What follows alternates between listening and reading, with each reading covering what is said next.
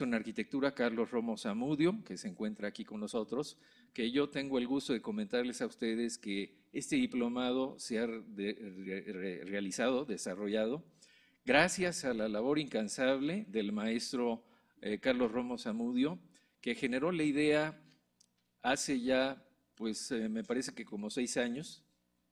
Ha sido realmente una labor muy importante en la academia que nos permite tener afortunadamente este evento en línea y a distancia. El diplomado finaliza con el módulo 4 que se refiere al tema de la arquitectura sustentable que coordina y dirige el maestro en arquitectura Jorge Rangel Dávalos, que se encuentra aquí en esta aula con nosotros. Este programa, como les comentaba, tiene la particularidad de que tiene alumnos en diversas partes de nuestra república y en algunos otros países. Podemos mencionar Chetumal, Ciudad de México, Mexicali, Playa del Carmen, Puebla, San Cristóbal de las Casas, San Luis Río Colorado en Sonora, Tapachula, Temisco, Tlalnepantla, Villahermosa, Zacatecas y algunas personas que están fuera del país que nos va a comentar brevemente Carlos al hacer la presentación. El diplomado tiene la particularidad también de que se realizan cuando menos 2 conferencias magistrales a lo largo de su programa.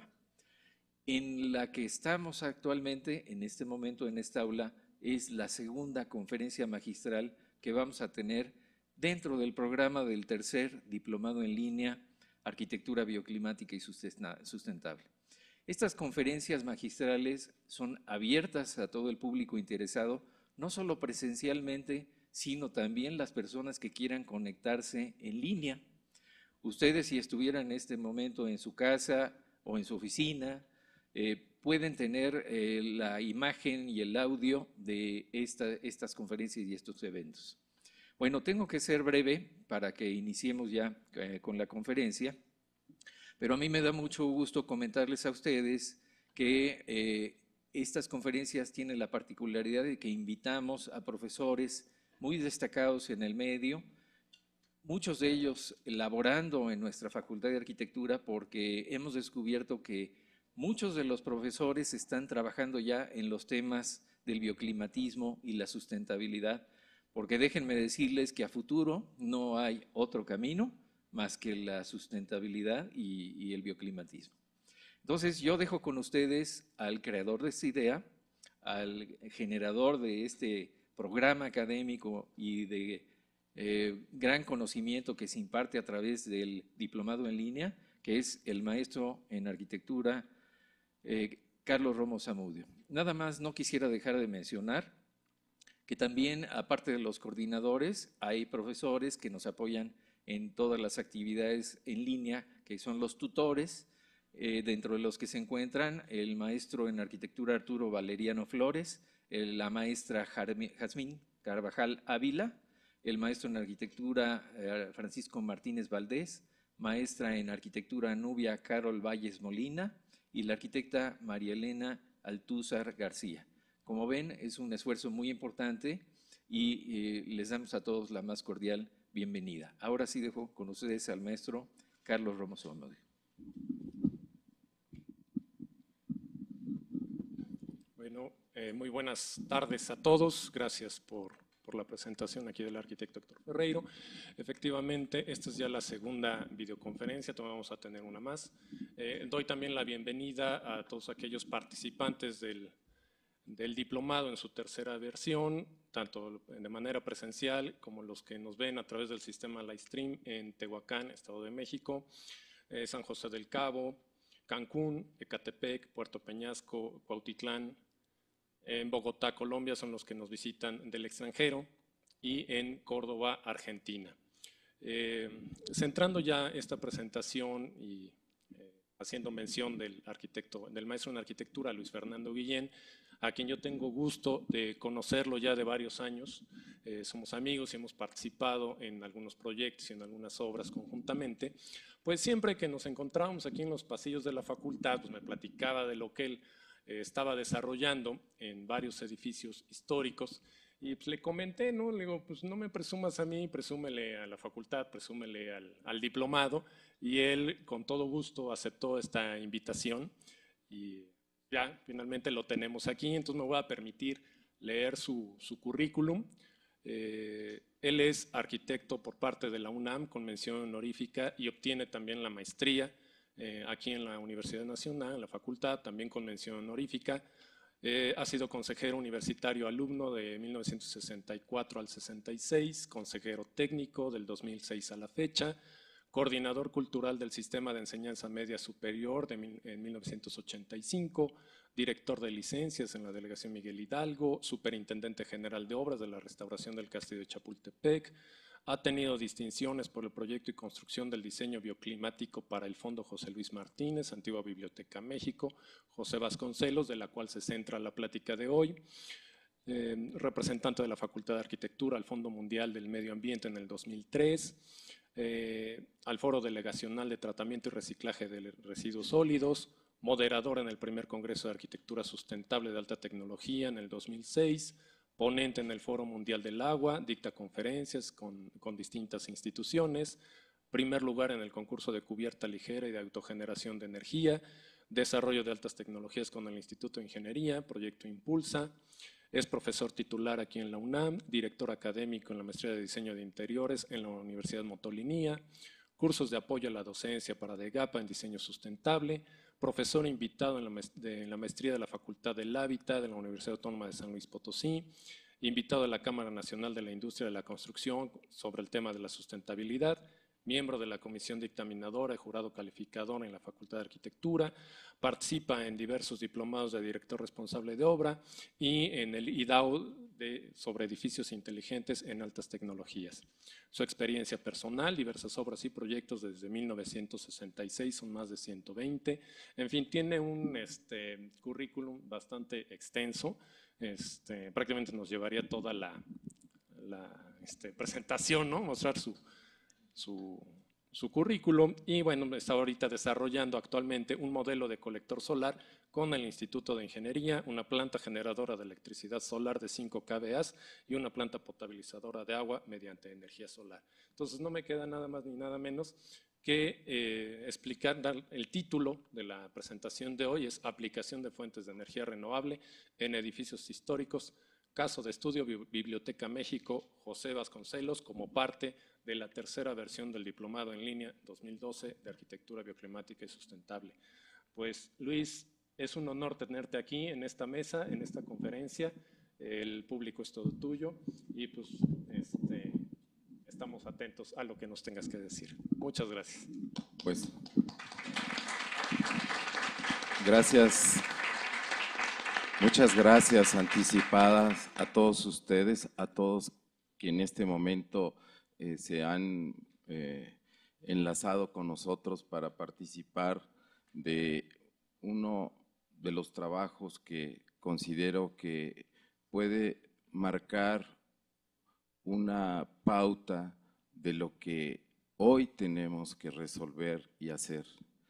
Empezaré por una frase de Thomas Herzl, este gran arquitecto alemán, cuando nos visitó aquí en la universidad hará unos 8 años, y nos dijo que el problema es global, pero la solución es local.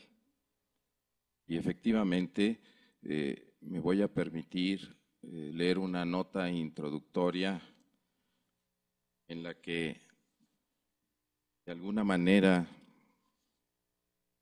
podemos entender este gran reto al que nos enfrentamos. El creciente deterioro del medio, es decir, del ambiente, debe importarnos a todos y especialmente a los que tenemos el deber de coadyuvar para mitigar la producción de gases de efecto invernadero, especialmente por lo que se relaciona con las emisiones de CO2. Es decir, la magnitud de los daños que ha experimentado el planeta implica tomar acciones conjuntas que involucren a todos. Preocupación esta que se ha manifestado en diversos foros, internacionalmente, así como en los distintos organismos y academias y hombres de ciencia. El cambio climático representa el problema ambiental más serio de la historia de la humanidad. Eso nos dijo recientemente el doctor Mario Molina en una magistral intervención que hizo, preocupado, este premio Nobel mexicano, 1995, él ya avisoraba los grandes cambios que se iban a dar y el gran reto que teníamos. Pero también nos da una gran esperanza si nosotros actuamos ya. No podemos esperar más. Esas declaraciones que se ha hecho en el G8, en el G20, en la Junta de Río +20, todas estas declaraciones y posteriormente el desarrollo de un documento de casi de 600 páginas en donde participaron cerca de 200 investigadores especializados de 64 países. Esto cada vez hace que tengamos que resolver nuestra problemática en la que nos encontramos. En este caso, estoy hablando desde este hermoso país que es México para los demás, latitudes y longitudes del planeta que también tienen sus grandes bondades, sus grandes virtudes, pero sus grandes problemas. ¿Por qué el interés de estar aquí con ustedes? Porque no hay mayor preocupación que la gran factura que vamos a heredar a las generaciones futuras y algunas que ya se encuentran presentes entre nosotros. El hacer reversible ciertos procesos que se van dando a través de la modificación de las proporciones de los gases que componen nuestra atmósfera, son procesos que pueden ser reversibles en forma natural por nuestro propio planeta, pero muy lejos de que podamos reversarlos, hacerlos reversibles a corto tiempo en lo que puede representar nuestra presencia en el planeta. El hombre es una más de las 1.600.000 especies apenas clasificadas por el hombre. Es decir, nosotros compartimos este espacio con muchas otras especies a las que también estamos poniendo en riesgo. Pero quizás una de las más frágiles de todas sea la nuestra. Y alterar las condiciones de equilibrio que proporcionan estos niveles de vida puede representar para la especie humana la desaparición total de la misma. Es pensar en forma catastrófica, pero es mejor tomar acciones que simplemente mencionar los riesgos y los peligros a los que nos vamos a enfrentar. El día de hoy voy a presentar este modesto trabajo, pero significativo, porque ocurre que nuestras ciudades, decía una doctora, que no ha habido nada más agresivo a la naturaleza que la construcción de ciudades. Las ciudades están constituidas por espacios públicos, espacios privados, infraestructura, edificios. Y todos ellos dependen de ser movidos por la energía, principalmente la energía que conocemos como electricidad. No había, desde luego hay otras muchas formas de manifestación de la energía, pero para mover nuestras ciudades y nuestros edificios requerimos de abundantes cantidades de fluido eléctrico. Y esto implica tener fuentes de producción. Lamentablemente, globalmente hay intereses muy fuertes porque se sigan manteniendo fuentes de energía no renovables, porque son las más fáciles de caucionar, porque son aquellas en las que podemos cobrar, mediante las cuales podemos ejercer presiones sociales, políticas, económicas, pero afortunadamente nos quedan otras fuentes alternas de energía, que es el caso del sol. El sol no pasa factura. Las demás empresas sí lo hacen. Esto nos lleva a reflexionar que no solamente significará un gran ahorro económico, sino significará que esta fuente generadora de energía, quizás de alguna manera no la hemos aprovechado a cabalidad. Las plantas, para su desarrollo, requieren de los fotones para que se produzca el fenómeno de la fotosíntesis, es decir, para poder desdoblar la proteína que va a nutrir al árbol. Este requiere de un esfuerzo que no podría realizarlo la planta en sí misma. Entonces toma esa energía, cada una de las hojas de un árbol, en estricto sentido es un panel fotovoltaico, ignorado por la mayoría de nosotros. Y no sabemos el gran esfuerzo que hace una planta para poder obtener su desarrollo vegetativo, mas sin embargo se ha conectado directamente a la naturaleza. Nosotros tenemos una gran dependencia de nuestras formas, de nuestros modelos económicos, especialmente por lo que se refiere a los modelos de producción de energía. La energía representa, en términos de gasto directo, el 50% del ingreso de cada individuo en su edad productiva. Esto podría representar un modelo distinto de economía cuando el hombre no tenga que pagar el costo de la generación de energía y solamente pagar aquello que represente la amortización de la infraestructura operacional y su mantenimiento. Pues bien, también tenemos otro fenómeno, y especialmente en países en desarrollo. Tenemos grandes centros de población con muchísimas carencias, en donde la mancha urbana, mientras que estudios en el caso de México por parte de un organismo denominado INEGI, nos ha proporcionado información que en los últimos 40 años se duplicó la población de las ciudades, mas sin embargo la mancha urbana ha crecido entre 11 y 14 veces. No corresponde el desarrollo poblacional a la ocupación del espacio. Y esta forma tan extensiva está relacionada pues con apetitos voraces de toda la industria inmobiliaria, que tiene derecho, pero también tiene obligaciones y limitaciones. Es el caso que dotar de servicios hoy, tiene un costo muy elevado.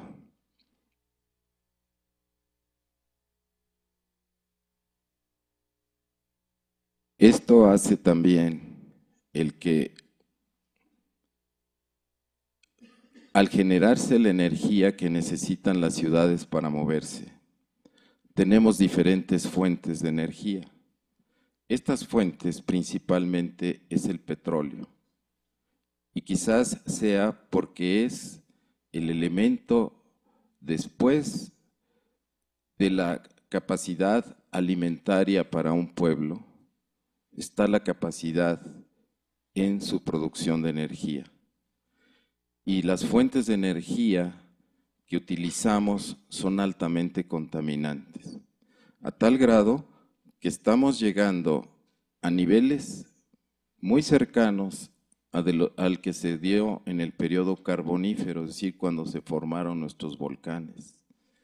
Esta cantidad de partes por millón de partículas y de proporciones de gases, en este caso del CO2, está llegando a niveles críticos que después de cierto nivel se van a disparar y no habrá forma de controlarlo.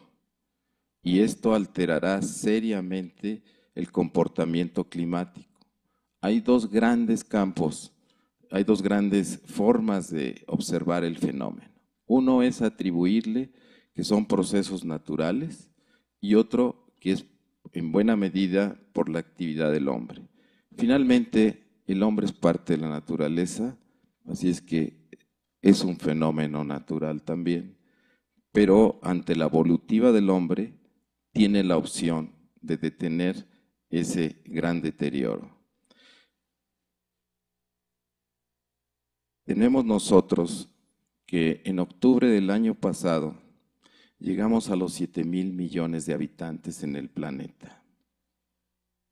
Este pequeño, vamos a decir, esta pequeña cantidad de habitantes, que no se compara contra los cálculos de 111,000 millones de habitantes que han poblado el planeta, han sido capaces de crear los daños más agresivos en la naturaleza. Esto nos tiene que llevar a una reflexión. ¿Hacia dónde queremos llegar? ¿Qué vida queremos tener y bajo qué condiciones de seguridad y estabilidad queremos desarrollarnos? Desde luego, el poblamiento es exponencial y también el desarrollo tecnológico, afortunadamente, también acompaña a esta curva de poblamiento, es decir, los grandes descubrimientos nos han permitido resolver grandísimos problemas, mientras que en América, antes de la llegada del encuentro de estos dos mundos conscientemente, la velocidad de transportación era de 5 kilómetros por hora. En Europa ya era de 40 o 30 kilómetros por hora. Estoy hablando de 1492. Estos fenómenos que se dan de desigualdad hasta para transportarse. Aquí no teníamos el caballo, ¿verdad? Todo lo hacíamos a pie. Es la velocidad a la que se transporta el hombre. Esto se traduce también en productividad o en un proceso de amortización, de un amortiguamiento de la explotación de nuestro entorno.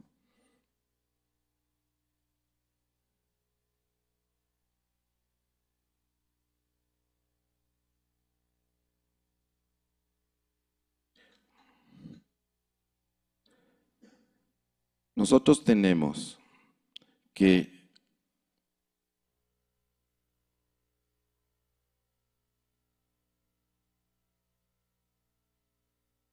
el planeta es uno solo, es nuestra gran casa.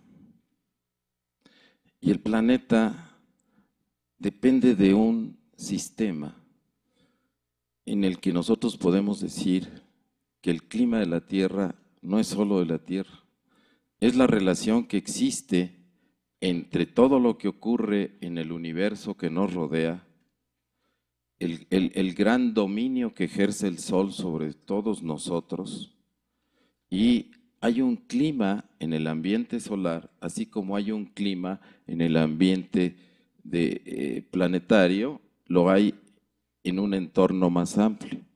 Y esa acción e interacción que se produce entre contrarrestar los efectos del clima del macrocosmos con el microcosmos en que nos encontramos, genera fronteras muy frágiles.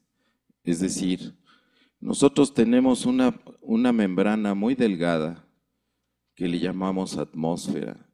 Yo me he permitido llamarle desde hace muchos años nuestro manto de vida, porque nos protege no solo del intemperismo, de los grandes cambios térmicos que se dan en el espacio extraterrestre, sino también de la llegada de muchísimos rayos cósmicos que van siendo desplazados porque al atravesar nuestro espacio solar, es decir, el sistema solar a su vez tiene un microespacio, y de esta manera el plasma solar al viajar y llegar a la Tierra no llega solamente los rayos solares, nos llegan rayos cósmicos. Estos nos podrían afectar seriamente si nosotros modificamos la estructura química y la proporción de gases de nuestra atmósfera. Esta es la gran preocupación, porque son reacciones que se van a dar en cadena y que no vamos a poder detenerlas. Están dándose ya progresivamente y nuestra tarea es evitar acumular un mayor peso que ya gravita para mejorar y resolver las condiciones. Hoy tenemos, por ejemplo, que el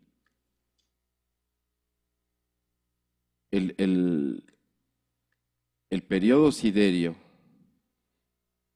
está modificando de alguna manera las condiciones de nuestro hábitat. Voy a necesitar el mouse.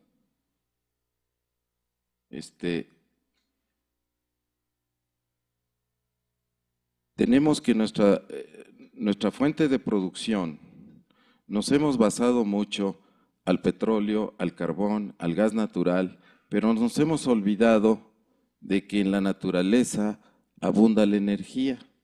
Tal es el caso que la energía que nos manda el sol, en términos generales, mal llamada constante solar, muchas gracias. La constante solar aproximadamente, toda la energía se mide en watts y ya después la pueden transformar en joules, en calorías, en lo que ustedes deseen. La energía medida en watts que nos manda el sol es aproximadamente de 1300, 1350 watts por metro cuadrado que toque nuestra atmósfera. Es decir, ya entrando a la atmósfera se ve reducida porque son una serie de filtros que la propia naturaleza ha creado para suavizar el impacto que representaría tener la presencia de tanta energía sobre nosotros. Estos 510 millones de kilómetros cuadrados que tiene la Tierra representaría tan solo la parte asoleada de nuestra Tierra al poner en operación cerca de 180,000 centrales nucleares de grado intermedio. Es decir, la energía abunda en la naturaleza, pero el problema es cómo caucionarla.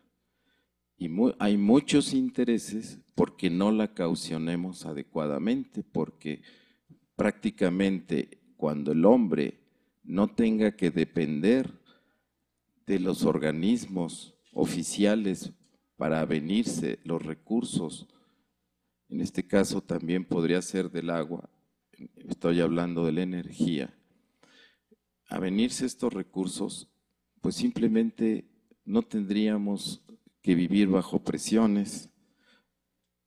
Hay una ventaja enorme. Nuestro corazón funciona al mismo voltaje con el que el sol nos manda la energía a la Tierra. Esto hace sorprendentemente maravilloso nuestra existencia, el que podamos nosotros resistir explosiones que se produzcan en el sol y no así las centrales eléctricas que vulgarmente decimos que se vuelan los transformadores, que sufren grandes descargas atmosféricas y sin embargo nuestro corazón no le pasa nada, porque estamos hechos al voltaje del sol. Tenemos nosotros aquí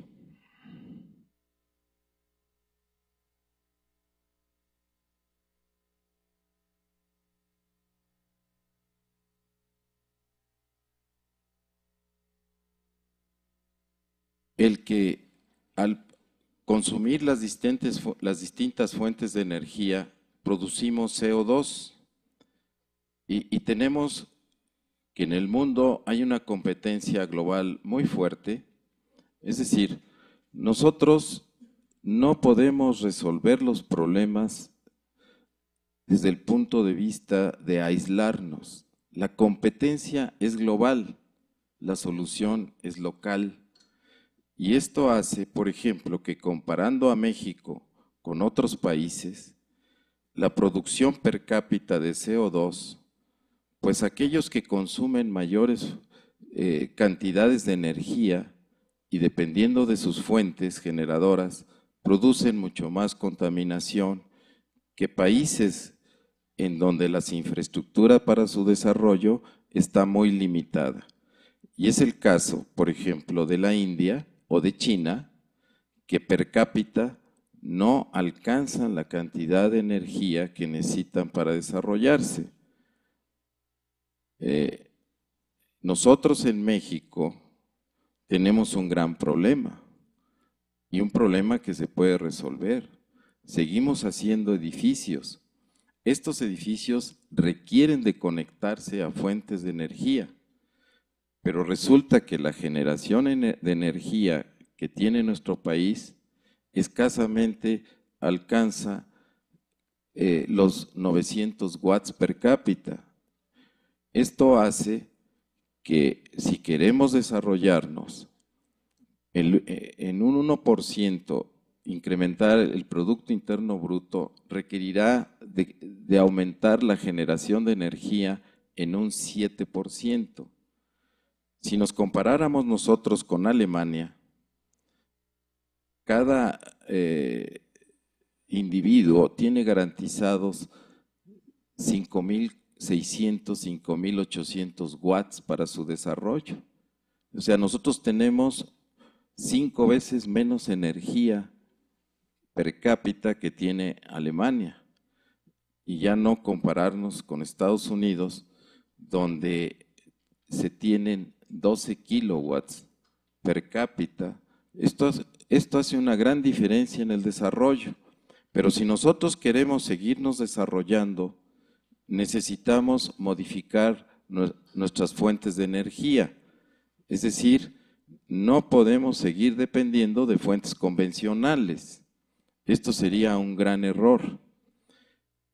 Y uno de los grandes retos que tenemos los países en desarrollo es que ya tenemos desarrolladas una gran cantidad de edificios, pero estos resultan muy pesados y muy torpes, poco ágiles para resolverse las necesidades de uso ante una dinámica que exige mayor consumo de energía.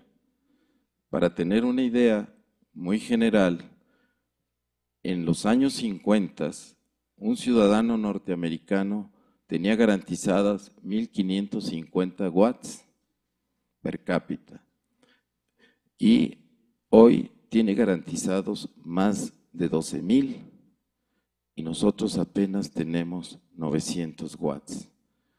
Esto hace una gran diferencia y puede crear un modelo de frustración para nuestro desarrollo, por lo que tenemos que insistir en que tenemos que dotar de energía a nuestros edificios con fuentes alternas.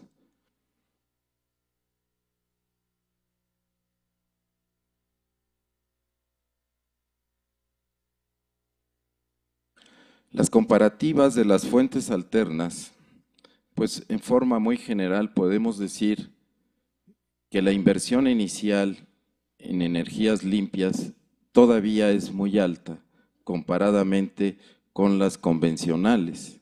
Sin embargo, en los costos operativos, las energías limpias representan un muy reducido costo para su mantenimiento y operación, lo que hace una gran diferencia. Si nosotros tomamos para aquellos que nos están viendo en otros países, en México tenemos un organismo generador de energía, hay una especie de monopolio para la generación de energía. Y este organismo denominado Comisión Federal de Electricidad, por sus siglas CFE, nos ha manifestado a través de sus páginas que el sector doméstico es el número de contratos mayores que tiene y uno de los más reducidos convenios o contratos que tiene es con la industria. No llega ni al 1% de toda su relación contractual. Pero en el caso de consumo, tenemos que en México la industria se lleva más de la mitad de la generación que se produce en este país. Y sin embargo, tenemos un gran abandono en el campo y en los servicios que no, contrastados esto con otros países desarrollados, podemos ver las grandes desigualdades en el manejo de la energía. Y nosotros como arquitectos, como urbanistas, nos enfrentamos a que cada vez el costo es mayor de los servicios porque mientras que la demanda va en aumento, la producción de energía se mantiene con una pendiente muy leve, lo que hace ya prácticamente imposible alcanzar un desarrollo sustentable, porque el desarrollo sustentable, la sustentabilidad no es una mera, vamos a decir, moda. La sustentabilidad es un compromiso que tenemos que asumir desde ahora con factibilidad, cómo hacerla posible. En este caso, por eso analizamos nuestras fuentes de energía, sus características, y nos damos cuenta que de seguir apoyándonos en una empresa del Estado, la demanda nunca será satisfecha, aunque ya se están dando facilidades para la autogeneración de energía. En el caso del porteo, es decir, en el caso de que la comisión nos suministre fluido, nos mete una serie de condiciones de tal manera que solo podemos generar energía hasta un cierto porcentaje y el resto estamos obligados a consumírsela al Estado. Y esto habría que revisar las políticas de Estado, desde luego, porque el único caso en que podemos tener soluciones en isla, es decir, generar el 100% de nuestra energía, es en el caso de la vivienda para el autoconsumo. De ahí en fuera, cualquier otra figura no sería prácticamente penada por nuestra ley que nos rige. Pero por otro lado, tenemos la indexación de los costos. Constantemente se está elevando el cobro por el consumo de kilowatt, lo que hace prácticamente incosteable cualquier obra que trate de generar energía a través del consumo de hidrocarburos o de cualquier otro, o gas, que aunque se acaban de descubrir reservas, el gran problema no es que tengamos mucho petróleo, sino cómo utilizarlo. Uno de los grandes problemas que tenemos es el que al utilizar este recurso no renovable va acompañado de un alto grado de contaminación, por lo que nunca amortizaremos una inversión de una termoeléctrica, por ejemplo. Producirá energía, pero seguirá produciendo un gasto cada vez mayor y exponencial. En el caso de la generación de energía a través del sol, los periodos de amortización hasta hace año y medio eran de 8 o 10 años. Hoy estamos trabajando modelos en el que a los 2.5 años obtuvimos la amortización de esta inversión. Desde luego, para entender el fenómeno, la energía que proviene del sol no es una constante, depende de nuestra latitud, de nuestra longitud, de las condiciones de nubosidad que tenga. el planeta, entonces tenemos que tomar ciertas previsiones, pero como una comparativa muy sencilla, la Tierra solo produce 0.8 de watt por metro cuadrado. El Sol nos manda 1350 watts. Es muy importante manejar datos duros, porque eso es lo que nos permite tomar decisiones. Desde luego, no tomo en cuenta la energía que se produce a través de los campos magnéticos. La Tierra, por sus características, es un dipolo, es un motor que está generando electricidad al rotar. En el caso que nos ocupa hoy es el de un edificio histórico. ¿Y por qué un edificio histórico? Porque se tenían muchos miedos de cómo intervenir edificios que tienen un valor patrimonial, que están catalogados, que son monumentos nacionales, como los puede haber en otros países, y que sin embargo sí hay solución para dotarlos de energía limpia. En este caso, se nos hizo la invitación para dar una solución ante un problema de cómo dotar de energía a una biblioteca. Y aquí nos enfrentamos a la necesidad, primero, de determinar su posicionamiento, hacer un estudio de la radiación que estaba recibiendo este cuerpo y cuáles eran las condiciones que podríamos aprovechar para tener esas ganancias de energía que todo cuerpo recibe, aunque las ignoremos. Nos dimos a la tarea de hacer un monitoreo con apoyo del Instituto de Ingeniería de nuestra Universidad Nacional Autónoma de México, mediante programas especiales, con becarios. Censamos el edificio y lo monitoreamos con estos elementos tan pequeñitos, apenas perceptibles, que nos estaban mandando a una central, a una PC, el comportamiento climático del edificio. Hoy tenemos la tecnología para detectar el microclima en cualquier espacio y tenerlo censado cada minuto, cada segundo, por varios días, por varios meses, hasta lograr un ciclo completo para conocer cómo se está comportando el edificio durante el día, durante la noche. Esto nos lleva a tomar decisiones sobre el confort y encontramos, por ejemplo, el que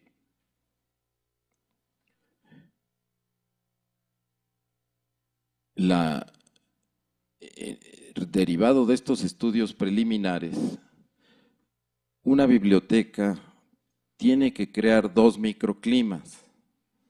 El primero es para las personas, usuarios y habitantes, porque hay una diferencia entre usar un mueble y habitar un espacio.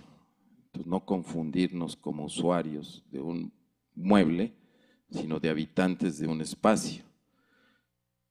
Los espacios en una biblioteca requieren de un cierto nivel de confort, de humedad, de temperatura, de velocidad del aire, porque vamos a leer.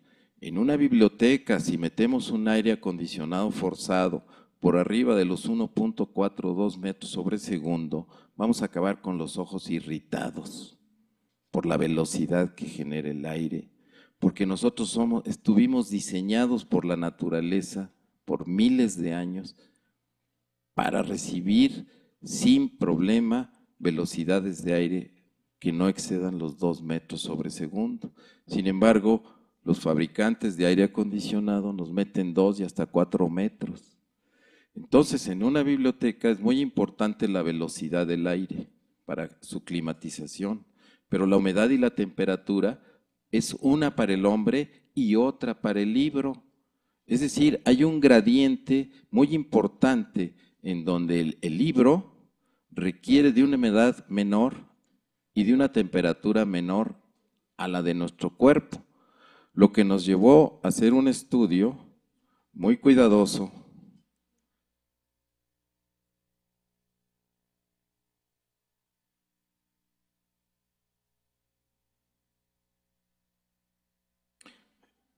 Y en términos generales, nosotros resolvimos que sí podíamos, y hablo de nosotros, porque todos los trabajos que uno hace y que ostenta en un documento como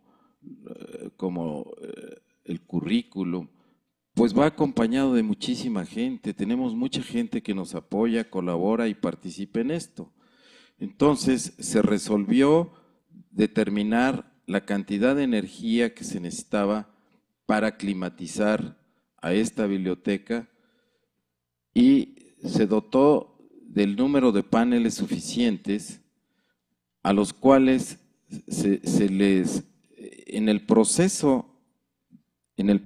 durante el proceso constructivo, resultó que salió una nueva generación de paneles, así de rápido evoluciona la tecnología, que tuvimos que reducir la cantidad de paneles en un 25% de las que originalmente se habían proyectado. Esta energía la hacemos pasar a lo que llamamos un espacio de control, que desde luego tiene una antena que está controlada a un sistema meteorológico para regular las funciones. Es toda una instalación que se maneja autónomamente por el sol provee todo para su operación, es analógica y digital. Esto ya se está haciendo en muchos países. Lamentablemente en México hay muy pocos ejemplos y a esto se van a enfrentar todas las nuevas generaciones de arquitectos, a un desarrollo tecnológico impresionante que si no lo sabemos adaptar y manejar cuidadosamente, vamos a quedar seriamente rezagados. De aquí nosotros pasamos a sistemas de enfriamiento por el propio sol como sistemas de extracción de calor. La aplicación sustentable de este espacio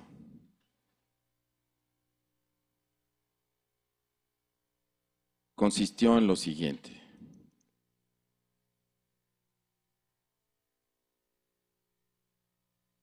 A ver, Enrique. ¿Mande?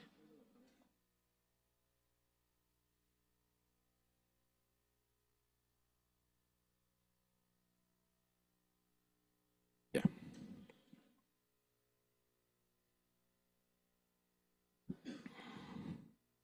Este edificio, la mayoría de los que viven en la Ciudad de México lo conocen.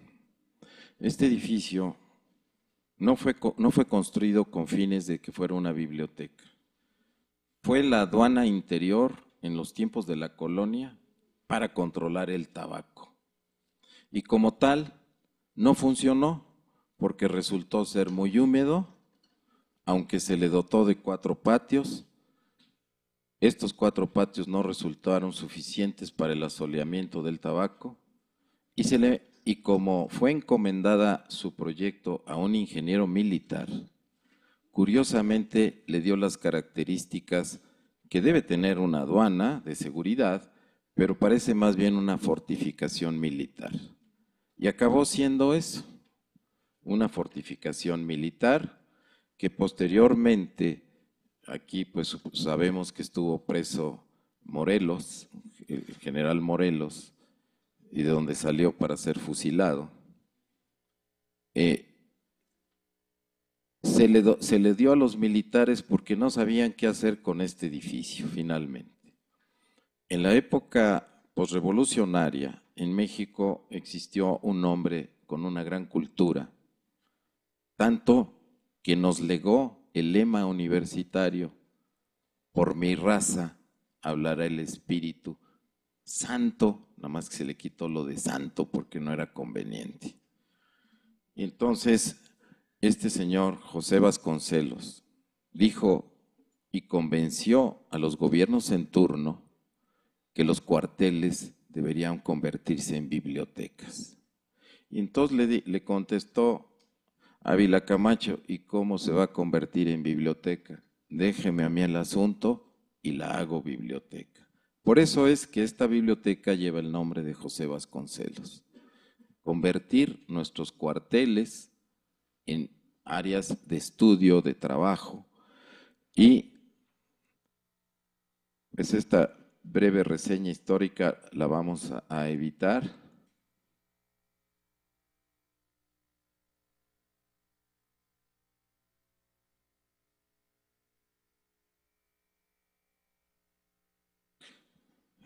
Había aquí una necesidad de hacer un uso de las azoteas de este edificio, porque generalmente se confunde una azotea verde porque la pintamos de verde o le ponemos plantas. Azotea verde es aquella que sustituye el trabajo que hacen las plantas, eliminar el CO2. Y como podemos ver, este conjunto de paneles, que es todo un funcionamiento bioclimático para dar condiciones de humedad y temperatura distintas para libros que para personas, movido por el sol, y que además representa en su equivalencia ante la disminución del CO2 haber sembrado una fronda equivalente a 4,000 metros cúbicos. O sea, todos estos árboles que están atrás, hagan de cuenta que los pusimos sobre la azotea. Eso representó este esfuerzo. A veces cuesta mucho trabajo entender que una azotea verde no es la que se pinta de verde, sino es la que sustituye o elimina el CO2.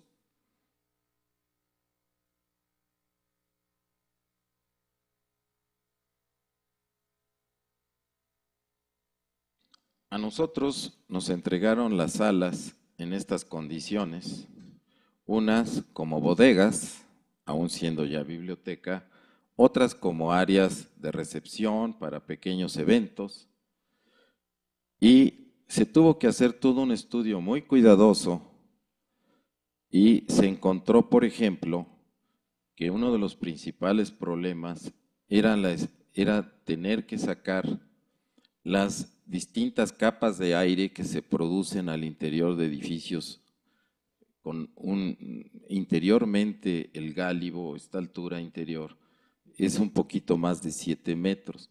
Entonces se dan microclimas dentro de este espacio, un espacio muy elevado, genera una estratigrafía tanto de la condensación del agua, de los vapores, pero también del calor. El calor, sabemos que las leyes de Boyle-Mariotte establecen que a mayor temperatura, mayor volumen.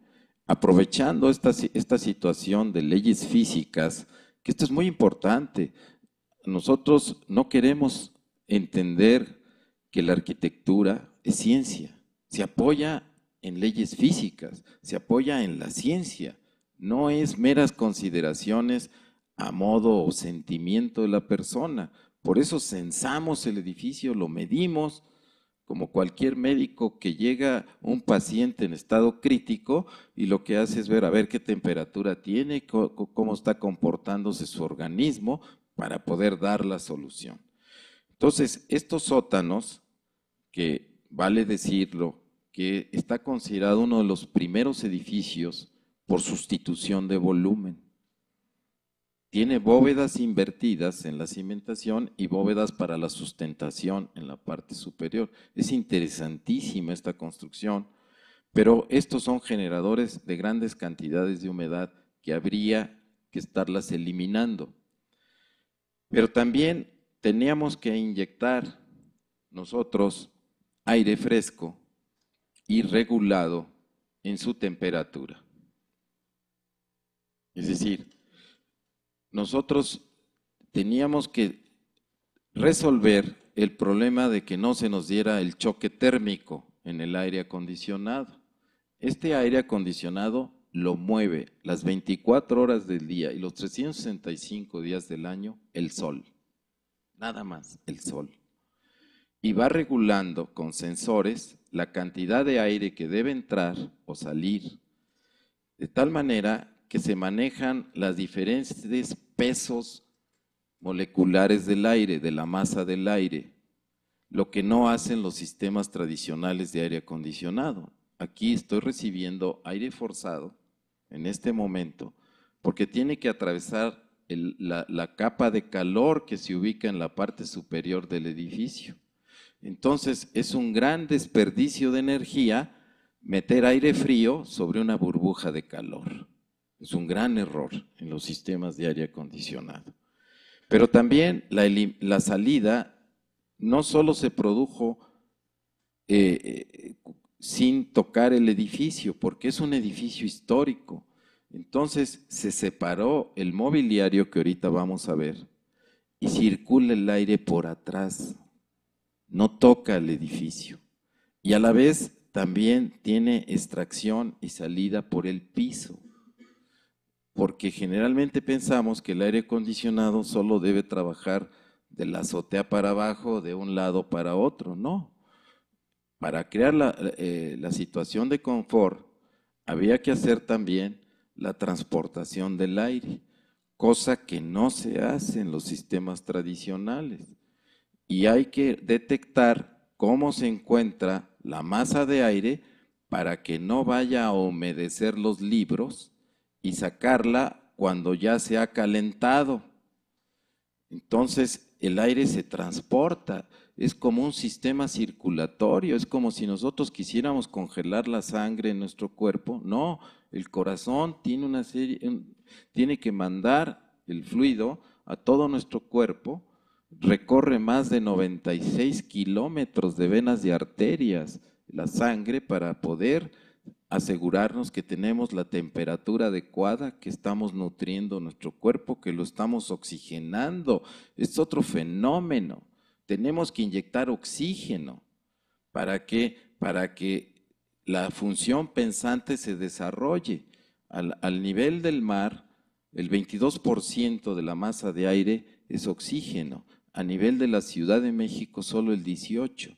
Aquí, si quisiéramos hacer más eficiente la capacidad pensante de un individuo, tendríamos que incrementar en un 4% la cantidad de oxígeno en el aire que estamos respirando en este momento. Es un caso similar en los casinos, por ejemplo en Las Vegas, para que podamos nosotros resistir y trasnochar 3, 4 noches seguidas. Pues simplemente nos inyectan oxígeno en el aire acondicionado y pensamos que gozamos de una cabal salud y que aguantamos mucho. No, simplemente están explotando nuestras reservas. Por otro lado, el enfriamiento teníamos que acelerarlo durante la noche,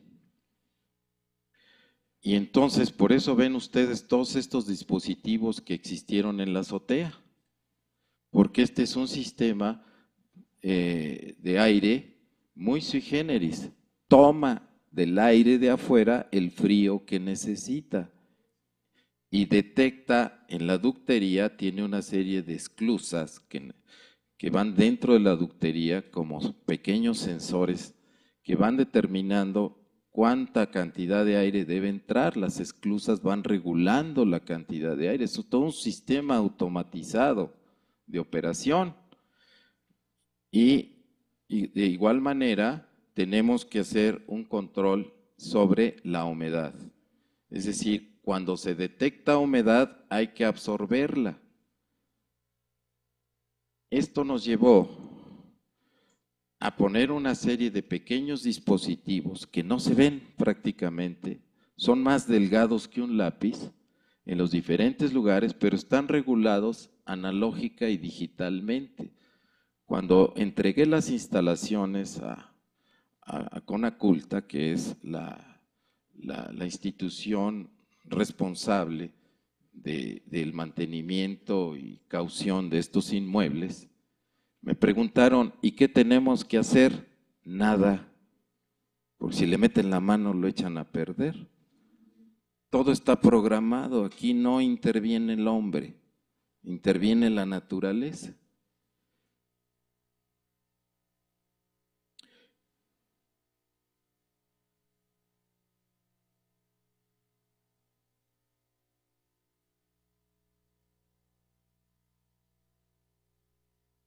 A ver, Enrique.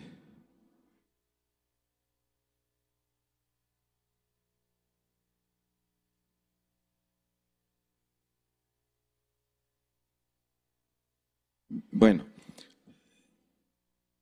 quisiera yo que tuviéramos un acercamiento con la importancia que tiene.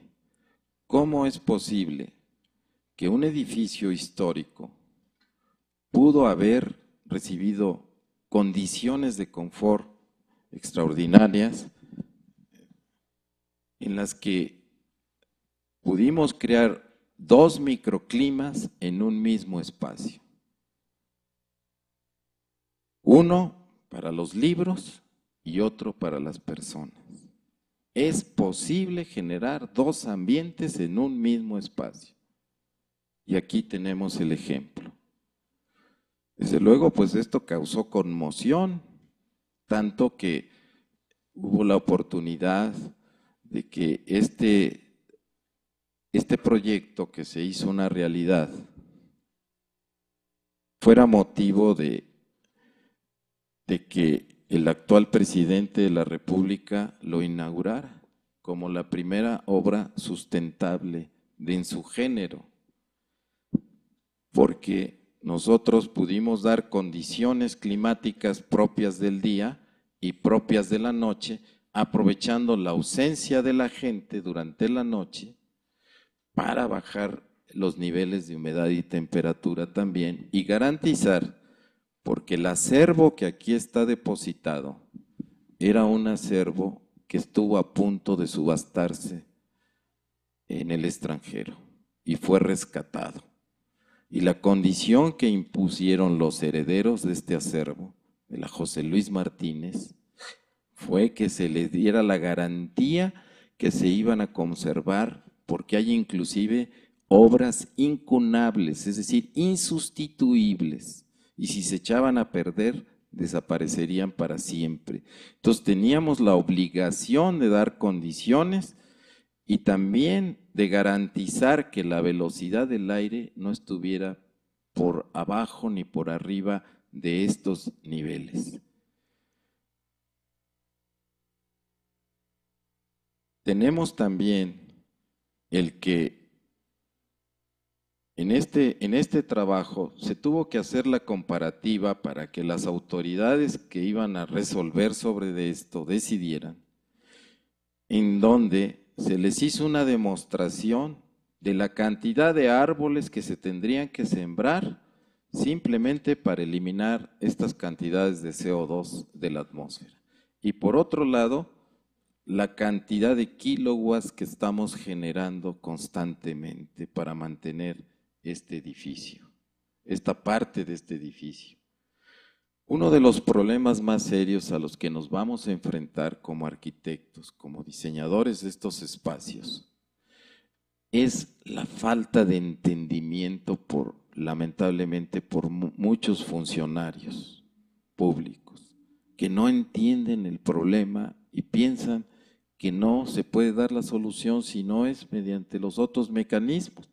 Pero además, ustedes pueden observar que en ningún caso aparecen las instalaciones, no se ven. Se mimetizaron totalmente con el diseño de los muebles.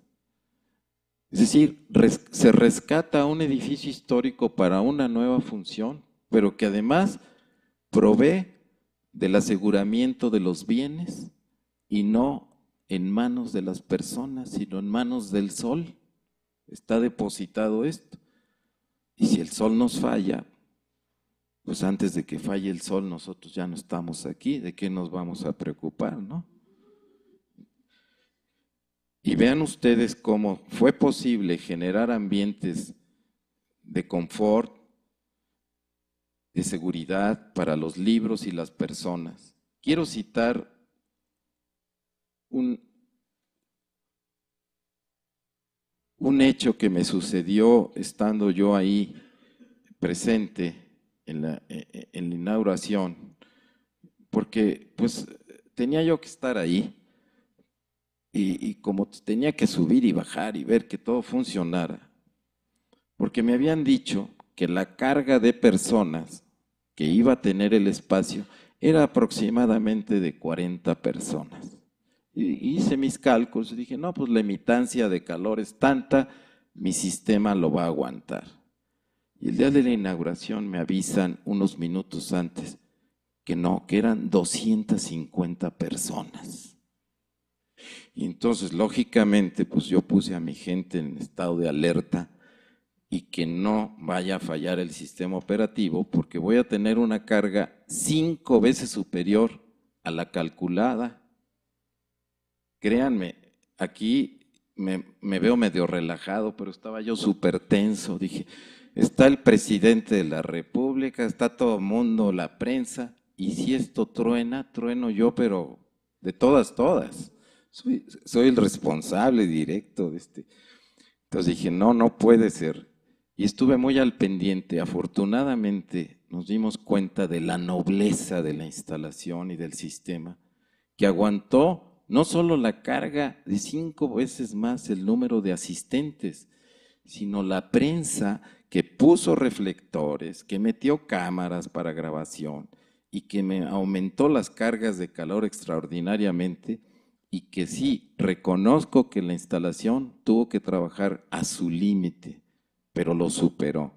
Y afortunadamente, pues ahí sigue, tanto que hoy este lugar es utilizado por la directora de Conaculta como su lugar de reunión favorito.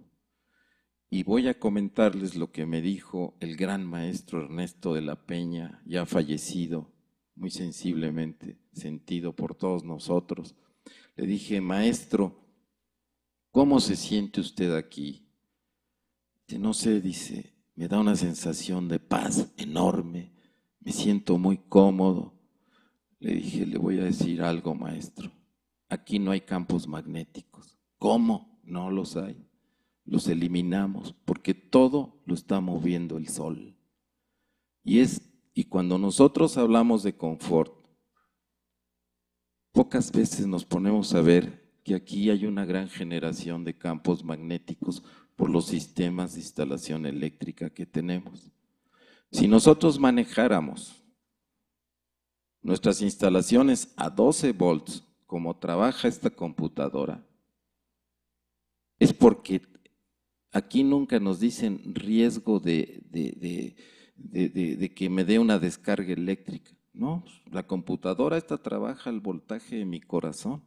Y si el edificio trabajara a ese voltaje, eliminaríamos el campo magnético que está interfiriendo con la función pensante y que no nos permite sentir paz ni tranquilidad. Parte del confort es la eliminación de los iones y de llegar al balance iónico y a eliminar los campos magnéticos. En una ocasión fui invitado a dar una conferencia al siglo XXI de una comunidad de médicos y les hice ver que su problema que ellos tenían, uno de los grandes problemas para que la gente recuperara la salud en los edificios de la salud, es decir, en los hospitales, es porque tenían gran cantidad de campo magnético, una concentración excesiva, muchísimos aparatos que estaban generando distorsiones en el comportamiento de las ondas cerebrales y pérdida de la recuperación de la salud. Y que los responsables éramos nosotros los arquitectos, porque no sabíamos manejar el campo magnético. Desgraciadamente, aquí en muchas instituciones estamos tan limitados que a veces solo observamos los proyectos, en el mejor de los casos, en 3 dimensiones, porque siempre andamos calculando en metros cuadrados. Y como yo les digo a mis compañeros alumnos, a mis compañeros maestros, no somos calcomanías. Tenemos que hablar de varias dimensiones, pero solo evaluamos máximo en 3 dimensiones. ¿Y dónde queda la dimensión del tiempo? ¿Cuántas veces proyectamos un edificio sin pensar en el día y la noche? ¿Cuántas veces proyectamos un edificio sin pensar en la cantidad de energía que voy a consumir para construirlo y la cantidad de energía que voy a necesitar para mantenerlo? Esto es muy serio. Tenemos que diseñar en 6 dimensiones. No quiero que lleguemos, ojalá, a la 11ª dimensión como Stephen Hawking. Stephen Hawking, un parapléjico que solo mueve 2 dedos, es el inventor del mouse, porque solo se puede comunicar moviendo 2 dedos. Nosotros dependemos de todo un sistema de cómputo creado por un parapléjico. A veces no nos damos cuenta de la naturaleza de la que hemos sido dotados, de la grandeza que nos rodea y del gran desperdicio que estamos haciendo de ella. La energía abunda, no tengan miedo, está en todos lados. Nada más hay que saberla caucionar, manejar adecuadamente. Así como cuando nos dicen el agua se va a acabar. Es planeta agua. El verdadero continente, lo que contiene a los mal llamados continentes, son los océanos, son los grandes cuerpos de agua. 3/4 partes del planeta están rodeados de agua. ¿Por qué va a faltar el agua? La Tierra gana agua cada vez que pasa por restos de cometas, las Perseidas y todos esos fenómenos de lluvias de estrellas. No es más que la entrada de agua a la atmósfera. La Tierra sigue ganando agua. Nuestro problema es que la contaminamos. Y claro, la naturaleza no nos la dio entubada. Es el otro problema, ¿verdad? Y también la energía, pues la energía no nos dijo dónde enchufarnos y andamos buscando en dónde está el contacto de la naturaleza. Tenemos que ser sensibles. Miren, Albert Einstein decía, lo más comprensible del universo es que es comprensible, se puede entender. Y basta observar la naturaleza para aprender de ella. La solución está en la naturaleza. No nos confundamos. Tenemos que dar un gran paso. La sustentabilidad es una exigencia en todos los órdenes ya de nuestra vida.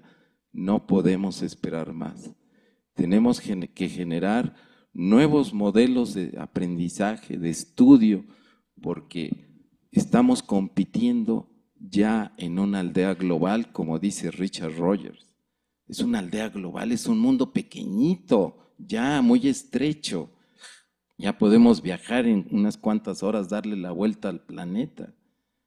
Ya no digamos la estación espacial que cada 111 minutos le da una vuelta a la Tierra, ¿verdad? Completita, a velocidades superiores a los 20,000 kilómetros por hora. Entonces, el hombre ya tiene toda la tecnología, pero falta ponernos a trabajar en la dirección correcta. Tener la voluntad política. Nuestros políticos deben tener esa voluntad de que si queremos que las generaciones jóvenes presentes y las futuras tengan un desarrollo sustentable, tenemos que modificar las formas del consumo y producción de energía. Este modelo que aquí hemos visto es un modesto trabajo, les repito, porque verdaderamente, y no es lo único que hemos hecho, ya como el arquitecto, el maestro Carlos Romo nos decía, estamos trabajando en catedral, por ejemplo. Ustedes no ven ni dónde están los paneles en catedral, pero estamos ya haciendo la conservación de los vestigios arqueológicos en catedral. Cualquier edificio se puede intervenir con nuevas fuentes sustentables de energía y dar condiciones de confort y seguridad, no solo a las personas, sino a nuestros tesoros, a nuestros bienes patrimoniales. La conservación de monumentos es importantísima y la podemos dar a través del sol. Y pues desde luego pues estamos trabajando en otros ejemplos de iluminación ya con hologramas, o sea, ya deshacernos del consumo de papel, de basura urbana, sino ya estamos manejando imágenes proyectadas en el aire. No hay que construir nada para poner un letrero. Y este proyecto que ojalá nos apoye CONACYT, ya lo sometimos a su consideración, las primeras estaciones de recarga para autos totalmente eléctricos. Tenemos que dar el gran paso. Recargar aquí no va a tener más que el costo del mantenimiento, porque el sol no pasa factura. Queremos eliminar el consumo de la gasolina. Y digo queremos porque hay varios compañeros de ustedes que están trabajando conmigo para dar este gran paso que tenemos que dar. Muchas veces los adultos nos volvemos inflexibles, duros, y no hay peor cosa que perder la juventud. La juventud es un estado mental.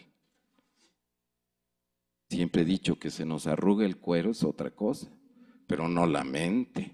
Hay que estar joven.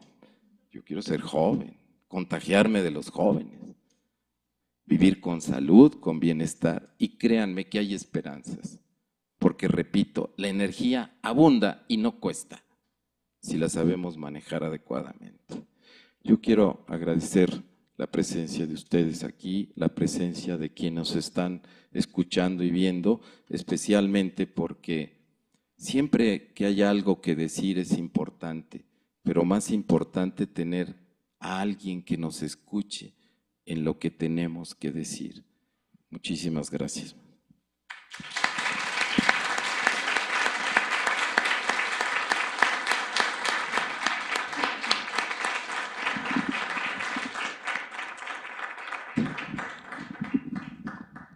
Luis, pues muchísimas gracias. No sé si tengamos tiempo para preguntas.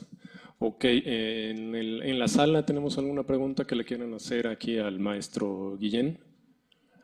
A ver, aquí el ingeniero. Espérame.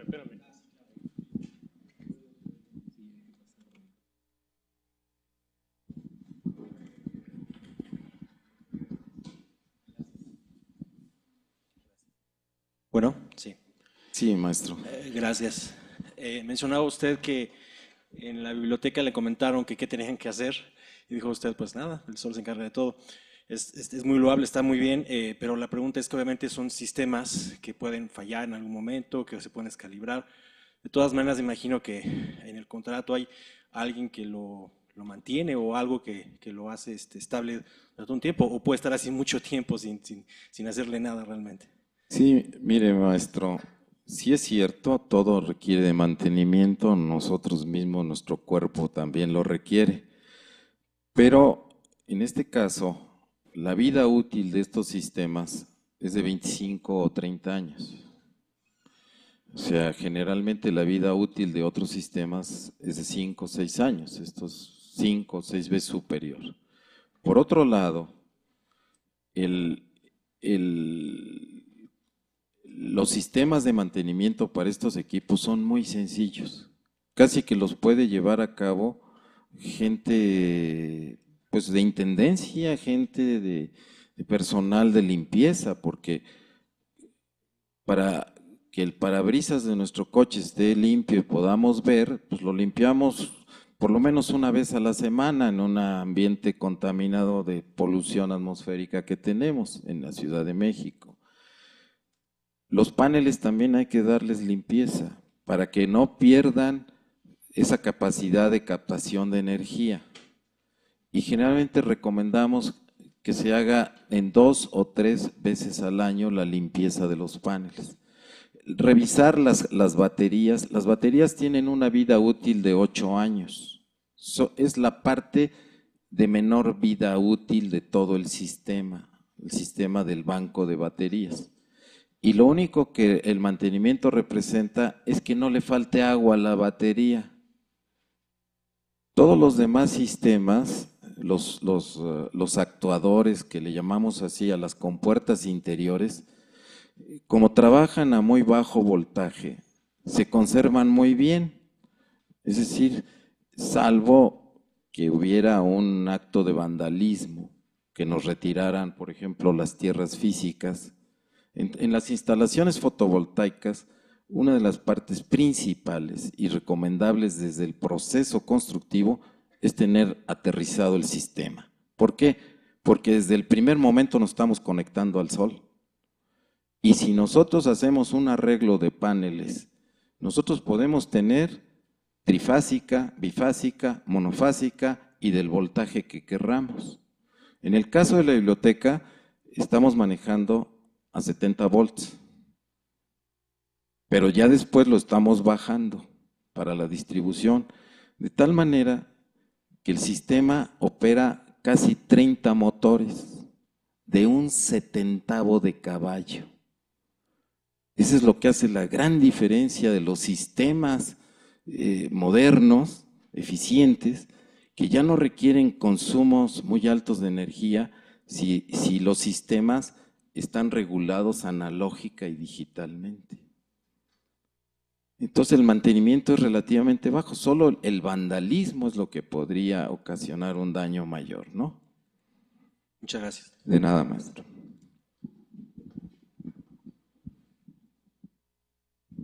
Una pregunta, estos sistemas aún para muchas personas en la población suelen ser caros, ¿no? Aún la tecnología no es como de un costo muy accesible.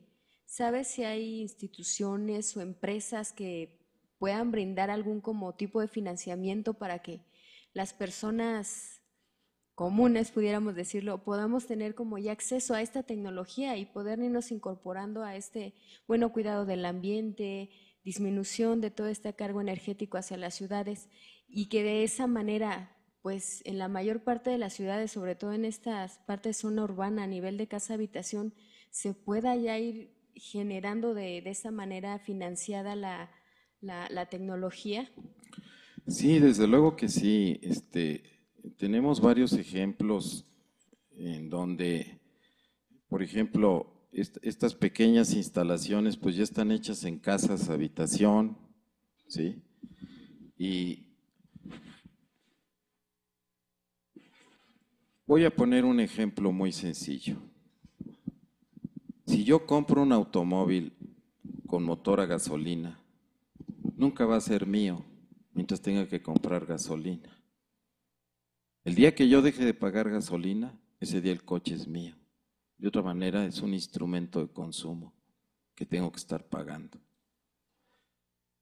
La inversión actualmente en fotovoltaico a sistemas convencionales. Nosotros tenemos, por ejemplo, que el señor presidente de la República en México, antier, inauguró la hidroeléctrica de la Yesca, con una inversión de $1,200 millones y con una generación de 750 megawatts en su mejor posición, es decir, cuando la presa esté llena, no a medio llenar, porque pues una hidroeléctrica depende de cómo esté el vaso, o sea, el cuerpo de agua. Y, sin embargo, en este caso, que no contamina, una hidroeléctrica sí impacta la zona, porque el desfogue del agua genera otros problemas. Pero en este caso sí es una inversión, pero una termoeléctrica no es una inversión sana. Y la comparativa es muy sencilla. Generar un watt mediante una hidroeléctrica representó la inversión por watt de $1.27. Y generar un watt en fotovoltaico tiene un costo de $2. Entonces ya se están acercando, está llegando el momento. Los paneles fotovoltaicos, la patente única de origen es de la NASA. Si la NASA no libera las siguientes generaciones de paneles, pues ya liberó la quinta, pero cuando nosotros estábamos proyectando sobre la cuarta generación. El caso es que, repitiendo, dije anteriormente, que estando en obra tuvimos que disminuir la cantidad de paneles porque ya había salido la siguiente generación. Y es como las computadoras. Hay computadoras ahora mucho más eficientes, pero no las sacan al mercado porque tendrían que desplazar una serie de computadoras que no se han vendido, que tienen que venderse, meterse al mercado. Y está pasando lo mismo con los paneles. Y hay paneles de última generación que no los pueden meter al mercado porque no se desplazarían los de baja productividad. En este momento estamos casi acercándonos, yo creo que para principios del año que entra o a mediados, en donde la generación de 1 watt por sistemas convencionales va a costar lo mismo que por fotovoltaico, con una gran diferencia, que haga una inversión inicial, pero no tengo que estar manteniendo, porque el mantenimiento me lo da una fuente inagotable como el sol, ¿no? Entonces, ya hoy los sistemas tradicionales ya no compiten con el fotovoltaico. Vamos a suponer, si se nos colapsa la ciudad, tuviéramos un gran problema de generación de energía, pues los paneles fotovoltaicos siguen trabajando. Esos no se inmutan en nada. Entonces, no sé si haya quedado la respuesta correcta. Bueno, Luis, muchas gracias por tu presentación y por las preguntas. Tenemos algunas preguntas también de las personas que nos ven en línea. Sí. Estas yo ya tengo registro de ellas, se las voy a pasar directamente aquí al ponente para que nos haga favor de contestarlas. En este momento, pues agradecemos la presencia del arquitecto Jorge Tamés, director de la facultad. Jorge, ¿qué tal? ¿Cómo estás? Y del arquitecto Marcos Massari. No se vayan, quédense. En este momento iniciamos la ceremonia de clausura de la segunda versión del Diplomado de Arquitectura Bioclimática y Sustentable. Le paso en este momento el micrófono al arquitecto Héctor Ferreiro. Nada más una aclaración. Este diplomado es un diplomado en línea. Por eso teníamos una serie de estudiantes, una gran cantidad de estudiantes del Max Cheto aparentemente, que estaban en la conferencia. Los invitamos a que se queden. Sabemos que no todos ustedes son miembros o participantes de este diplomado en línea. La característica del diplomado justamente es que tiene un alcance en toda la República, incluso internacional, y en este momento hay 18 participantes que están también conectados en lo que está sucediendo aquí. Entonces es un diplomado un poco extraño, porque lo que va a pasar ahora es que no están los que en realidad están inscritos dentro del diplomado. Lo que quiere decir que se vea gente, pues. Bueno, yo quisiera comentar que estamos invitando al arquitecto Jorge Tamés, nuestro director de la Facultad de Arquitectura de la UNAM, y al arquitecto Marcos Massari Giriart, jefe de la División de Educación Continua, también dentro de nuestra facultad, que es la instancia que organiza este segundo y tercer diplomado en Arquitectura Bioclimática y Sustentable. Como les había yo comentado al inicio, vamos a proceder con la clausura del segundo diplomado, aprovechando este magnífico foro que nos da la conferencia del maestro en arquitectura Luis Fernando Guillén, al que yo me voy a permitir solicitarle al arquitecto Jorge Tamés que nos haga el favor de entregarle su reconocimiento por esta muy interesante, que mueve a la reflexión sin duda alguna, conferencia magistral. Muchísimas gracias.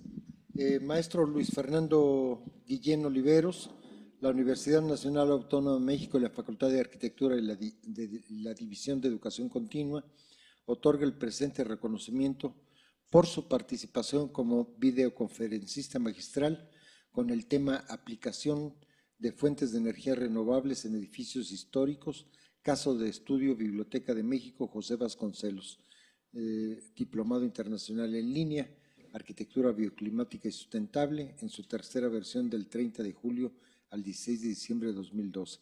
Por mi raza hablará el espíritu, firma el director, Carlos Eduardo Romo, coordinador, y Marcos Massari, jefe de la División de Educación Continua.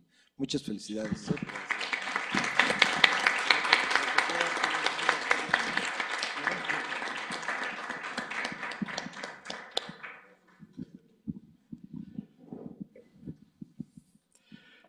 Muchas gracias. Como habíamos comentado, este segundo diplomado tuvo la participación de 17 alumnos. Sin embargo, 6 han cumplido con la totalidad del programa. Hay otros tantos que se encuentran en este momento en el proceso de su acreditación completa para obtener todo el reconocimiento que implica el diplomado a distancia. Como bien lo mencionaban ahorita, desde luego se trata de un diplomado en línea. En consecuencia, aquí Carlos ha estado muy activo en contacto con las personas que están conectados a través del sistema Livestream.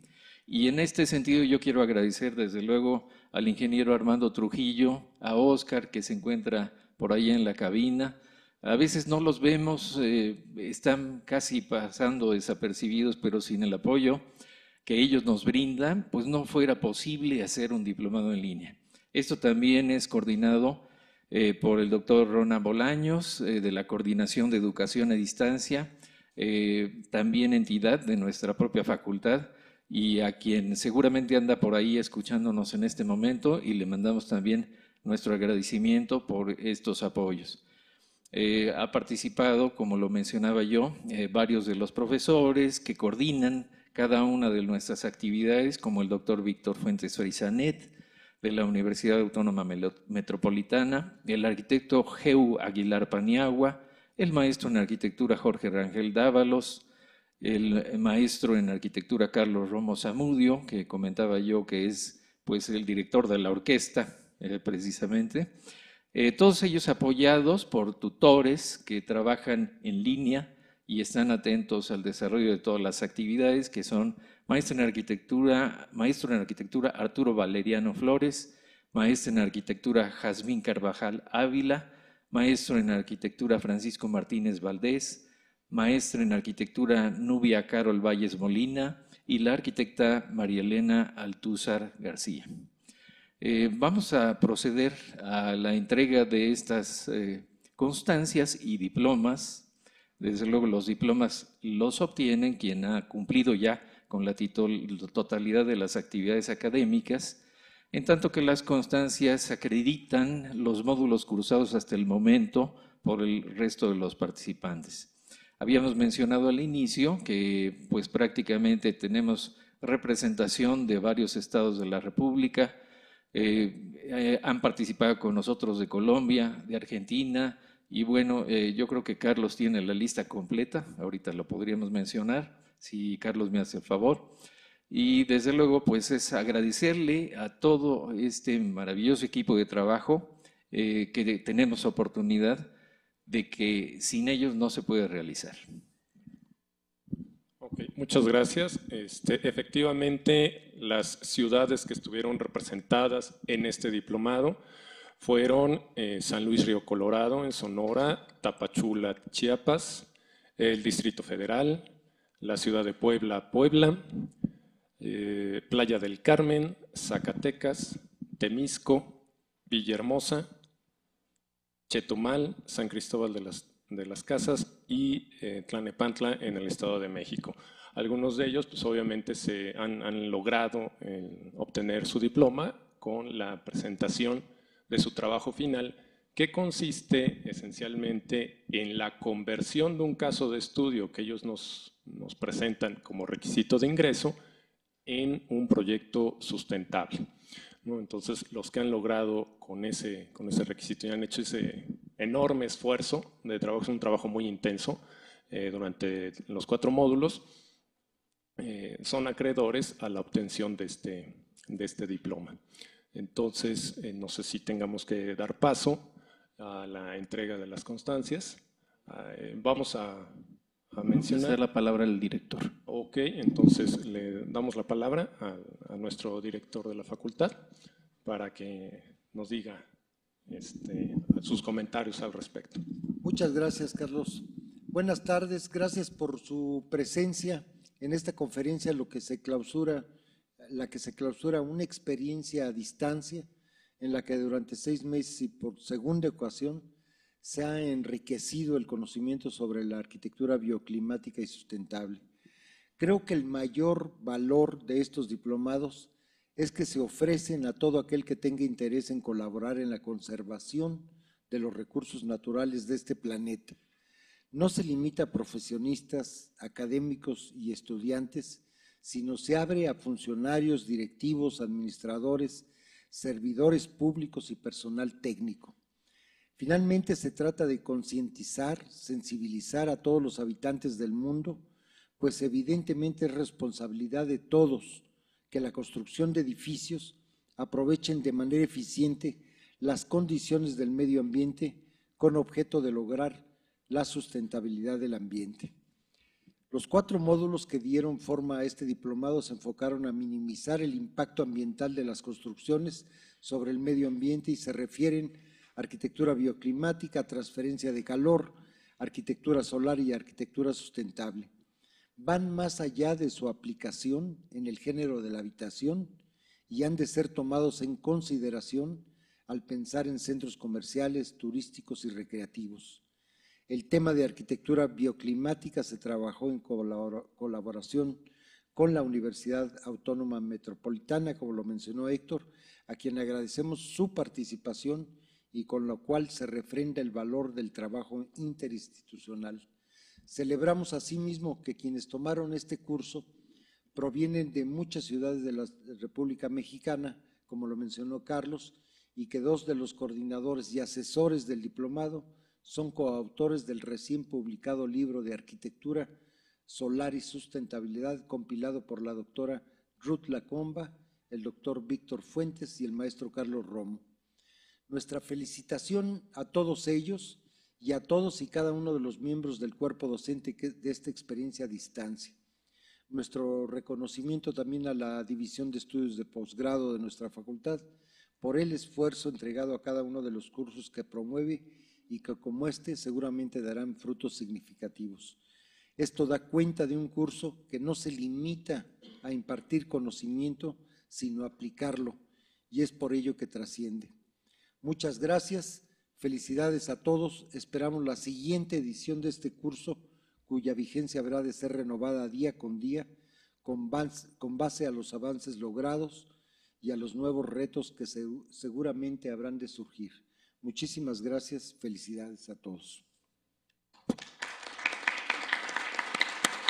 Muchas gracias, doctor. Felicidades.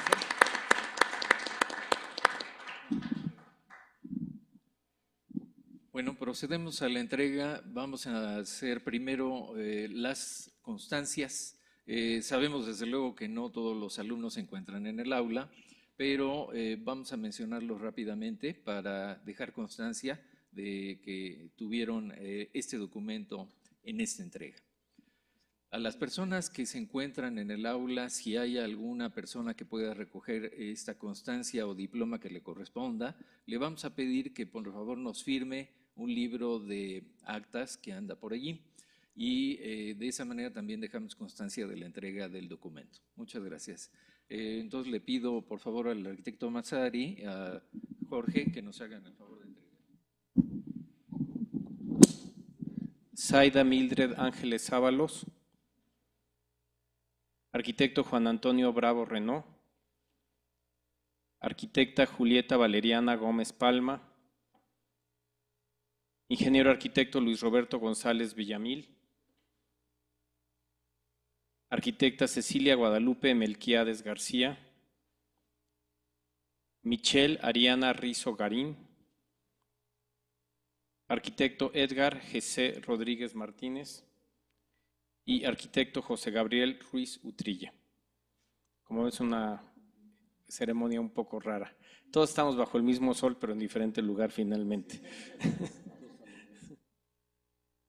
Y los que reciben el diploma por haber concluido con el programa completo y todos los requisitos que esto implica a distancia, el arquitecto Reinaldo Adolfo Cervantes Calderón, arquitecto Alejandro Contreras Cerdán,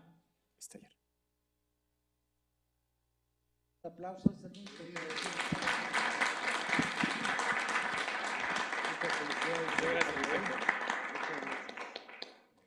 arquitecto Jaime Dávila Arribas,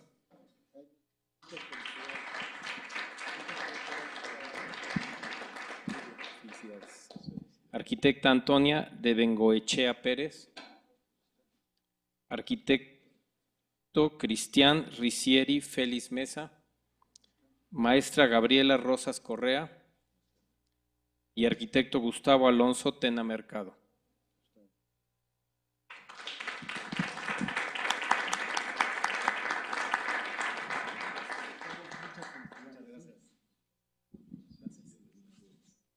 Y desde luego esto no podría, aunque sea a distancia, impartirse sin la presencia de y el apoyo de los coordinadores y de los asesores en línea, arquitecta María Elena Altúzar García, maestra Yasmín Carvajal Ávila, maestro Francisco Martínez Valdés, maestro Arturo Valeriano Flores, maestra Nubia Carol Valles Molina,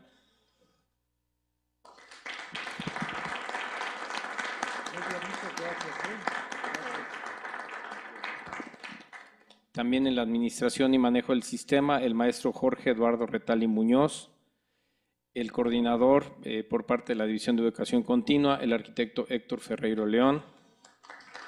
Muchas gracias, Héctor.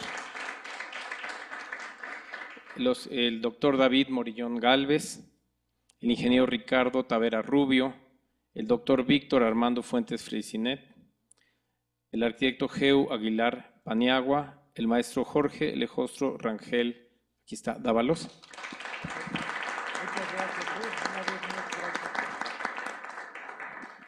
Y como coordinador de uno de los módulos y finalmente, quien maneja la orquesta, el maestro Carlos Eduardo Romo Zamudio. Carlos, muchísimas gracias.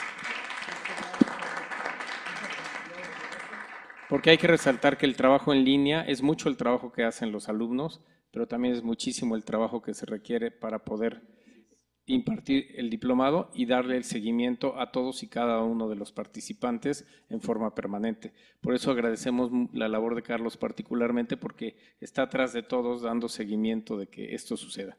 Mil gracias, Carlos. Y a todos ustedes les agradecemos nos hayan acompañado en representación de los ausentes. Muchas gracias.